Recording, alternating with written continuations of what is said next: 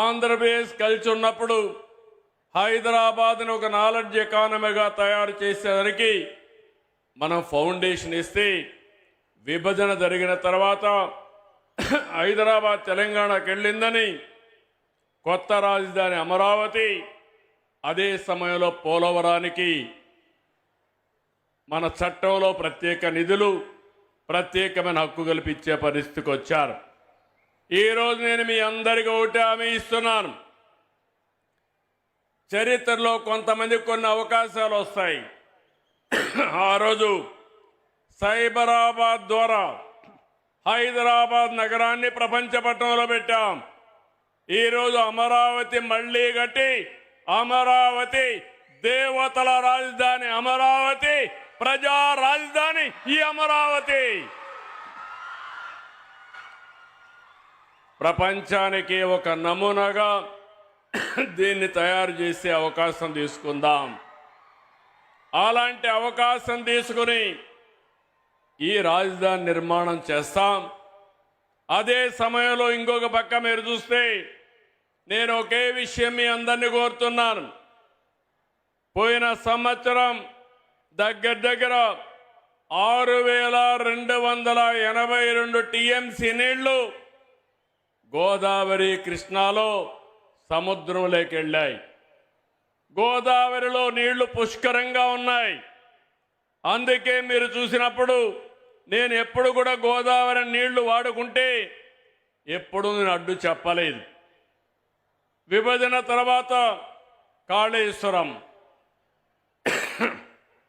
Kaleshwaram project కట్టినప్పుడు గోదావరి పైన ఎన్ని ప్రాజెక్టులు కట్టినా పర్వాలేదు, మనకు నీళ్లు వస్తాయనే ఉద్దేశంతో నేను ముందుకెళ్ళాను. గడిచిన 40 సంవత్సరాల్లో 3,000 టీఎంసీ నీళ్లు గోదావరి నుంచి సముద్రం లేకపోతున్నాయి. పోలవరం ప్రాజెక్టు పూర్తవుతుంది. కృష్ణా గోదావరి అనుసంధానం జరుగుతుంది. నా జీవితంలో ఒకటే కోరిక, ప్రపంచంలో తక్కువ నీటి వినియోగం చేసే దేశం భారతదేశం. ఎన్నో సంవత్సరాలుగా పోరాడుతున్నా, ఎన్నో సంవత్సరాలుగా ప్రయత్నం చేస్తున్నా, గంగా కావేరి కలవాలి, దేశంలో నీటి సమస్య పూర్తిగా పరిష్కారం కావాలనేది నా అభీష్టమని మరొక్కసారి మీ అందరికీ విజ్ఞప్తి చేస్తున్నాను. అదే సమయంలో ఆంధ్రప్రదేశ్లో ఉండే నదులన్నీ కలపాలి. తెలంగాణలో గోదావరి నీళ్లు కూడా వాడుకోవాల్సిన అవసరం ఉంటే వాడుకోవాలి. తెలుగు రాష్ట్రాల మధ్య విద్వేషాలు కాదు, సమైక్యత అవసరం. ఒకరినొకరు అర్థం చేసుకోవాల్సిన అవసరం ఉంది. అందరం కలిసి ముందుకు పోవాల్సిన అవసరం ఉంది. ఎంతోమంది త్యాగాలు చేశారు. ఇది రాజకీయ వేదిక కాదు కాబట్టి నేను అన్ని విషయాలు మాట్లాడను. ఐక్యత వరకే ఇక్కడ మాట్లాడతాను. మిగిలిన విషయాలన్నీ బయట చెప్తాను.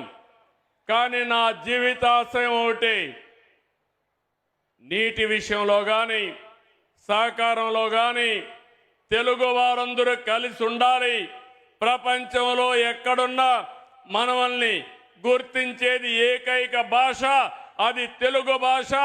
ఆ భాష ముందుకు పోవాలంటే, తెలుగు జాతి ప్రపంచంలో నెంబర్ 1 కావాలంటే మనకు కూడా ఐకమత్యం అవసరం అని చెప్పి మరొక్కసారి తెలియజేస్తున్నా. దేశంలో హిందీ మాట్లాడే రాష్ట్రాలకి ఎక్కువ రాష్ట్రాలుంటే ఈరోజు ఆ తర్వాత తెలుగు మాట్లాడే వాళ్ళకి మాత్రం దేశంలో 2 రాష్ట్రాలు ఉండడం మనందరికీ గౌరవం. ఈ గౌరవాన్ని నెక్స్ట్ లెవెల్కి తీసుకుపోవాలంటే, ఒకప్పుడు ఇజ్రాయెలీస్ జూయిష్ ఎవరైతే ఉన్నారో వాళ్ళ జనాభా 1 కోటి కూడా లేదు. కానీ ప్రపంచం అంతా కూడా ఆర్థికంగా ముందుకు పోయి అమెరికాకు పోయినా ఏ దేశానికి పోయినా శక్తివంతమైన జాతిగా జూయిష్ ఉన్నారు. 2047కి జూయిష్ను కూడా మించిపోయి నెంబర్ 1 జాతిగా తెలుగు జాతి ఉండాలనేది నా ఏకైక లక్ష్యం.